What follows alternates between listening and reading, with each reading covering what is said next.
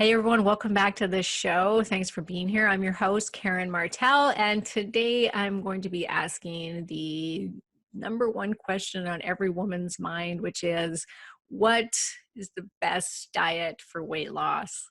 And of course, there's not going to be an easy answer to that, but what I can share with you is what I have found working with thousands of women in the last 20 years of my own practice and what I've seen work best. So that's what we'll be going through today. But to get started, I just want to share with you guys that my next Intro to Keto for Women's Hormone Health, right after I just said there's no one perfect diet. I don't claim keto is the perfect diet, but I have seen it work very, very well for women and their hormones. And I'm going to tell you why that is in today's podcast. But yes, the next Intro to Keto for Women's Hormone Health starts April 8th. So registration just opened up for it a few days ago. And you can get in on the early bird registration price if you register before April 1st. So the program's a 21-day program. We are running it from April 8th to April 27th. Three solid weeks of information-packed content, you guys. So you will be getting a 21-day introduction to the ketogenic diet. So if you're new to keto or you're interested to try keto, then definitely this is for you. But it's also for those of you that have been following a ketogenic diet and you've either hit the dreaded weight loss plateau, which happens to everybody, or you just since day one have not seen the results that other women have. So this is for you as well. There's lots of information about keto, so you will maybe get to learn something that you didn't know already and maybe that you were doing, supposedly wrong. But there's also going to be a ton of information on your hormones. So we're going to help you to identify which hormones are out of balance. I'm going to give you my hormone questionnaire. So this can kind of help you determine which ones are and which ones aren't without having to spend money on a bunch of tests. And I'm going to help you to determine which keto version is going to be best for you. It's kind of all about finding your perfect keto diet. We are going to there's going to be 2 live Q&A coaching sessions. I better look at my list here of stuff. 2 live Q&A coaching sessions that will be in the Facebook group, so you can ask all your questions and get that specific kind of one-to-one help in there. I'll give you the ultimate guidebook to balancing your hormones, my keto startup guidebook as well. There'll be 7 training videos, so half of them will be on the keto diet and how to make it your keto diet, and then the other half are all about hormones and how to balance your hormones in order to optimize weight loss results, what are the best tests to test for your hormones, how to test from home with a lot of it too, like with really simple, cheap ways that you can actually help determine if, there's a thyroid problem or if there's blood sugar issues that are stopping you from losing weight, and how you can test that from the comforts of your own home with little to no money. Okay. Also, let's see, supplement recommendations, how to adjust keto for thyroid, adrenal fatigue, and also just how to bust through weight loss plateaus if you do hit that during your keto journey. So that's all coming up in very quickly in the next few weeks. So April 8th it starts. Registration is open. Get in there. You get a discount if you sign up before April 1st.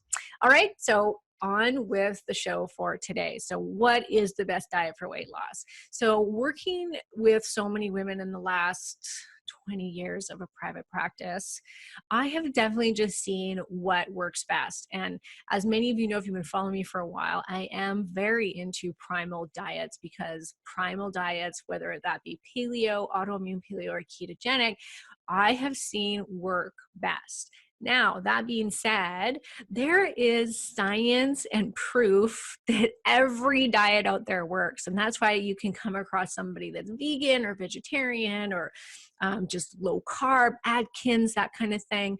You will hear success stories from all of those, some from so millions of people. You'll have science, backing all of them, saying that yes, we should be eating this vegetarian, low protein diet. Other science that will show no, we need to be eating low carb, and that's what's best for us. So just so you know, there is proof, besides all the the crazy weirdo diets. There's probably no proof like to the grapefruit diet or to the master cleanse. I'm trying to think of all the crazy things that I used to do when I was younger. There's just some really strange ones out there that, I mean, I've heard it all. But those ones, we're not including those ones. We're kind of just talking about like the main vegetarian, vegan, high carb, low carb, high fat, low fat. You're going to find science that's going to say that they're all the perfect diets. So it's good to just kind of get that through your head, because some people just it's like religion. I always say that dieting can be like someone's religion. If they were saved by, the vegan diet and, all their health problems went away and they lost weight, then it's like, boom, vegan's the very best thing that you can possibly do, and there's no other diet but that. But that all said, what I'm talking about today is personal experience, what I've seen work with the majority of people that I've worked with. And the majority of my clients are female. So we're talking women. And what have I seen work? Because it's what can be a lifestyle change, not just a quick fix, right? A lot of these things people can't wrap their heads around for more than 30 days, or long-term, it starts to backfire. And so what I've seen work for long-term and have been easiest, as far as not having to calorie count, not having to macro count, not having to do crazy amounts of exercise, not having to watch everything that goes in your mouth, kind of that intuitive eating. I've seen that primal diets work best that way. I find if it's low fat, low protein, or no protein, then yes, the calorie counting is, then that you almost have to do it, because it's so easy to overeat on high carb foods. Okay. So, and that's because it turns to sugar in the body. Our bodies love sugar. We're wired to eat sugar. So it comes down to just, that whole hunter-gatherer brain of ours that we still have. It hasn't changed very much, that we're wired to eat those foods. And so it's harder to control. So you're having to, I'm going to have my 1 cup of rice and my little portion. It's kind of back to like Weight Watchers, even how they do it. It's all about point system. So it's like, if you go over the points, and that's really no different than calories, then you're going to gain weight. And so I find that primal diets work best because you don't have to use portion control. You don't have to calorie count. You don't have to macro count, because you naturally create a caloric deficit when you're eating those foods, because they're not lighting up inside your brain. Eat more, eat more. So, I always say, think about it like this. With primal diets, you're eating a lot of animal protein, good healthy fats, right? Vegetables, some healthy starches, and some of them. It's hard to overeat on those foods, right? So you can kind of think of it, and I use this analogy a lot, but if somebody gave you, like the best tenderloin steak that you've ever had in your entire life, like cut it with a knife or a fork, with just your fork. It's like butter. So it's like the best. I love tenderloin steak. So I'm going to use that. And then on the other plate, you have lasagna, like the best lasagna. My husband made lasagna recently, and it was so good. And it was like, as soon as it was done, my plate, I was like, oh my gosh, give me some more. Right. And it was gluten-free and all of that. We make sure that we still do that much when we have these kinds of things in my house. But I instantly, as soon as it was done, I wanted more, because it was so good. If I have a tenderloin steak, and my husband's a great cook. He'll make tenderloin steak sometimes, and he'll actually like put butter on top of it. And it just is like, and he'll put like herbs and stuff and smother it in butter. And it's like so amazing. I do not want to eat a second tenderloin steak. Doesn't matter how delicious it is. I usually can barely get through one steak, and they're small. I eat tiny little steaks. So lasagna, boom, give me another plate. Tenderloin, no, thank you. And that's with most people. You usually don't want to overeat those foods. It doesn't trigger the same response in our brain and in our body to overeat it. So there's none of that like having to try to control yourself, and yet you still get to enjoy the delicious food. So that is why I've seen primal diets work. I mean, there's a whole ton of science behind it as well, right? I mean, it's a primal way of eating, whether that, paleo, ketogenic, it's been around the longest. It hasn't been, it's the only diets that haven't been a fad diet. True keto, true paleo is really what we would have eaten as a hunter-gatherer millions of years ago. It's in our genetics, it's in our DNA. That's how we would have eaten. It's how we grew our brains and how we became human. We wouldn't have been able to had we not ate animal fat and animal protein, period. So on that note, I'm going to go over the different primal diets that I've seen work for people and just kind of different ways to do each of them. So I'd like to, first we'll establish that yes, in my personal experience, and this isn't for everybody, I have seen that it's worked best, but now I want to break them down for you because each one of us is very different and we're all going to need something, or we can all do possibly something different when it comes to how we eat these foods. And it might not even have a label per se, as far as like, is this paleo? Is it whole foods? Is it, primal? Is it keto? Is it AIP? It may be your own version. And that's kind of personally what I've developed over the last 10 years of eating this way is if somebody says to me, well, are you paleo? Are you keto?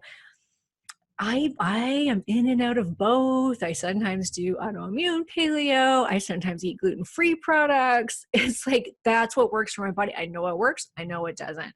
So I'm going to just share with you guys today the different levels of each of those that you might find you know what? Those are kind of what I'm dealing with as far as symptoms go. Maybe this is the kind of primal diet that I need to try. Okay, so first off, paleo. So paleo is such an awesome step into the primal world. Keto is all the rage right now. It's one of the fastest growing diets. It's the most Googled diet right now is keto. And you see it everywhere. I'm sure that everybody right now is doing keto, right? And it's one of the reasons I'm holding all these keto programs right now, because this is what my followers want. This is what you guys are interested in. So I'm going to make sure that you do it right. And we're going to teach, I'm going to teach you all the different little caveats of the ketogenic diet so you can determine whether or not if it's for you. Okay.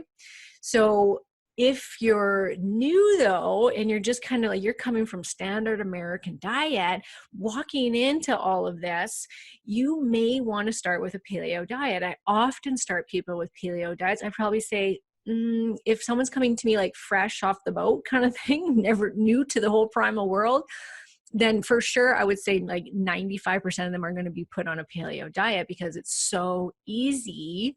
And it's just, there's not keto can be quite restrictive, especially when you're traveling. It can be hard for someone if they're new to this, and getting the macros all dialed in and things like that can get a little bit overwhelming for some. So paleo, number one, great entry for if you're new to all of this. Follow it for a couple of months. Some people are just indefinitely on it, but and then you can kind of step into, depending on your results, you can then step into a keto diet, or you can step into autoimmune paleo or FODMAP, low FODMAP. There's different kind of variations of it, but paleo is definitely awesome entry. It's great if you don't have severe insulin resistance. If you have if your blood sugars are not the greatest, but they're not horrible either, paleo can be really great for getting that in check. I know for myself, I had crazy like hypoglycemia, and like if I didn't eat every like hour to 2 hours, I was shaking and hangry. So, for me, I didn't have these horrible blood sugar issues. I wasn't insulin resistant, but I certainly was a sugar burner, and I had very erratic blood sugar. So going paleo solved all of that for me. No problem. I don't have any, I can go for hours now without eating. So great for that. Great if you travel a lot, because I mean, I travel a lot for work, and no problem sticking with paleo, especially nowadays, super easy. I have family members that they're all kind of, I would say about 50% paleo. The rest, it's gluten-free for sure in my home, but you know, it's easy to adapt with family members. Uh, Great for inflammation, not really serious inflammation. Like if you're riddled with an autoimmune condition or rashes, and you've got arthritis and joint pain and headaches, and then we're going to talk about what's going to be best for that, which is AIP. If you just got a little bit of inflammation, you feel a little puffy, bloated, digestive wise, for sure, give paleo a shot. Great for weight loss, great for coming off of the standard American diet. Okay. One of my fave books actually that I started with 10 years ago was The Primal Blueprint by Mark Sisson. Super awesome book when you're just stepping into this. Breaks it all down for you. Mark's Daily Apple was also a great resource for me. So you can check him out if you're new to it. Second is the autoimmune paleo. So autoimmune paleo is for someone that has a known autoimmune condition. So if you've been diagnosed with Crohn's or celiac, Hashimoto's, then for sure stepping right into AIP is a good idea, because we really want to lower the inflammation as fast as possible when it comes to autoimmune conditions. Because the longer you stay inflamed, the more likely you're going to be to develop another autoimmune condition, and you're going to keep suffering. And in my experience, if you do not change the way you eat, when you have an autoimmune condition, you will only ever get so well, right? Which isn't very well. Let's just put it that way. It is the foundation of autoimmune conditions. You have to change your diet, period, if you want to get better. It's that simple. There's no, all the people they've tested that have an autoimmune condition, they all have leaky gut. They don't know which comes first, the leaky gut, the autoimmune condition, does one cause the other? I think it's a bit of both. But it's just safe to say that you've got gut problems, you've got a leaky gut, your immune system is, putting out the alarm bells, and you need to calm them down. And the best way you can do that is address your gut. So it has to come first. And it's really important to remove the most inflammatory foods that could be causing problems. And so it can be a tough one because it is a little more restrictive than paleo. We're removing, so it's a paleo-based diet, but so you're removing the grains, the beans, the dairy, but you're also removing high food sensitivities, as well as the high inflammatory foods like potatoes, so any nightshades, potatoes, peppers, tomatoes, they all have a chemical in them that create inflammation in the body. The beans and the grains for both paleo and autoimmune paleo are removed because they are inflammatory in themselves as well, because they have things like lectins, which are anti-nutrients, and they actually irritate the gut. So for somebody with a super healthy, like iron and steel gut, they can handle grains and beans, but they're also high in carbs. So it's not great for weight loss. And that's kind of where our focus is today. But if you've got an autoimmune condition, or you've got these high amounts of inflammation, so let's say you've got skin rashes, chronic headaches, muscle pain, joint pain, then and usually all of that coincides with weight gain, because it's hard to lose weight when the body's in such an inflammatory state, unless you've got something like Crohn's disease or celiac, where you're just, everything's going right through you and you're not able to put the weight on. Either way, you still want to calm down that immune system as fast as possible. So just jump right into the autoimmune protocol so that's a paleo-based diet, removing further foods. You also remove nuts and seeds, which are high food sensitivity, and eggs as well, because the egg whites tend to be the highest food sensitivity, actually, like out of everything. So it's just taking that one extra step of removing those other foods and doing it for at least 30 days. I always tell my clients, don't look past the 30-day mark. Do it for 30 days and then reassess the situation. Because some people think, oh my gosh, there's no way I could eat like this forever. It's too restrictive. You have to be careful of spices and seeds and things you would be surprised at how much of that stuff is in everything. So you really do have to be careful for those, as far as what you're eating. So it can be very challenging for people. But I always say, just commit to 30 days. You can do anything for 30 days. And at the end of it, one of two things is going to happen. Either you're going to feel so much better that you're going to be able to continue doing it, or you won't feel any different and you go back to it. But 9 out of 10 clients say, well, I would say probably 100% of my clients say they feel so much better.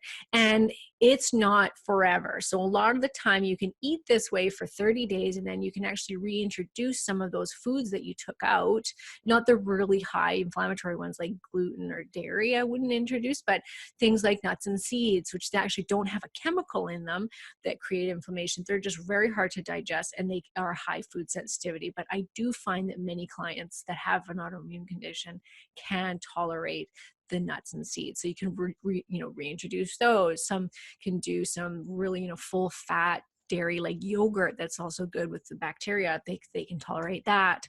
Some people can tolerate even a little bit of beans here and there, tolerate eggs, egg yolks, maybe not the whites, but maybe the yolks, which aren't as sensitive to people with autoimmune conditions. So you reintroduce these things one at a time and just see if you get an inflammatory response or if your symptoms come back. And then you can kind of judge from there and create your own, paleo minus some of these foods way of eating.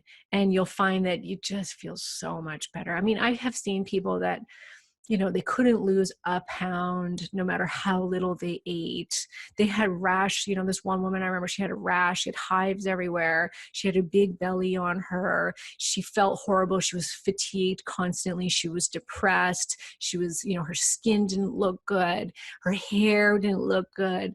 I mean, this poor woman, and she was actually told by her doctors they didn't know what was wrong and they did not know what to do for her, period. They were just like, sorry, we don't know what else to do. And she came to me and I put her on the autoimmune paleo, and within 30 days, it was like she came back looking like a completely different person in 30 days. And then again in 2 months, and then again in 3 months, I saw her and she had lost 20 pounds. The rash was gone. Her hair was back. Her skin had, got the color back again. She was a different person. Her energy was back. Her husband by default lost, I think it was like 40 pounds just by default of her following the autoimmune paleo. But I mean, she started to reintroduce different foods and just kept out those really high inflammatory ones. And she was so happy. And she was someone coming from a diet, like she really thought, oh my gosh, there's no way I can do this. And I just said to her 30 days. And it was so dramatic that she was like, I am never going back to the way I was eating before, even though it was a healthy diet. She was like, no way, it's not worth it. So that is who would want to do an autoimmune paleo. Like somebody like that, had I just put her on something like keto, probably wouldn't have worked because there's so many inflammatory foods in there that she wouldn't have lost weight. Even on the paleo, she probably wouldn't have lost weight. She was too inflamed. There was something else going on. And we just had to get rid of all the inflammatory foods. So that's who the autoimmune paleo would be for. Okay, so then there's keto. So keto is like taking paleo a step farther. We would have gone into keto, into a state of ketosis, and I won't get into all the logistics of all of these diets. You guys can Google them. But keto, you're putting your body you're starving your body of sugar in order for it to switch to ketones for energy. So this would have happened to us naturally as hunter-gatherers. We would have gone from paleo diet to keto, back and forth, because winter times things would have been scarce. We probably would have been only eating some animal protein that we would have come across. We would have gone through for long periods of time without eating meat. I mean, without eating carbs, with fruits, things like that, right? In the dead of winter, we would have just gone long periods without eating, period. We would have been fasting for a long time because we just wouldn't have run across animals to hunt or whatever it is. So very natural. The state of ketosis is not dangerous.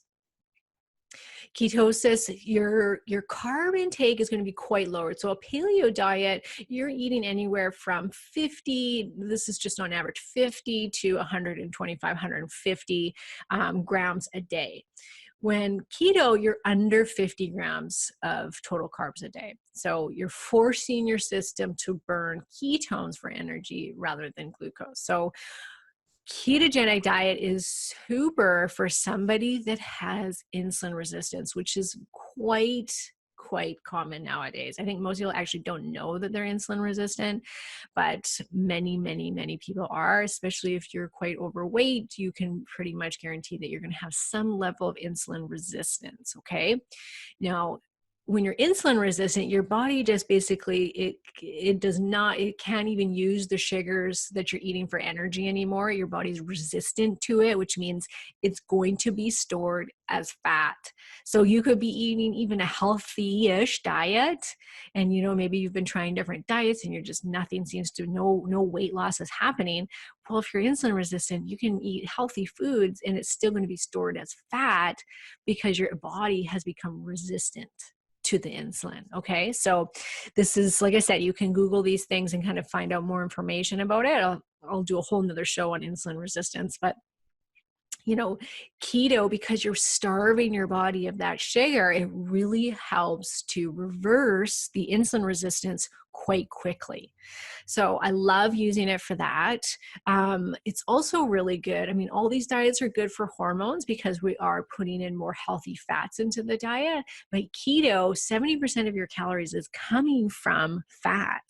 And we need fat, the good fat, for making hormones, which people don't realize that. It's good cholesterol. We need good cholesterol to make hormones. So, and it's very satiating. And like I said, very hard to overeat. So it creates this natural caloric deficit.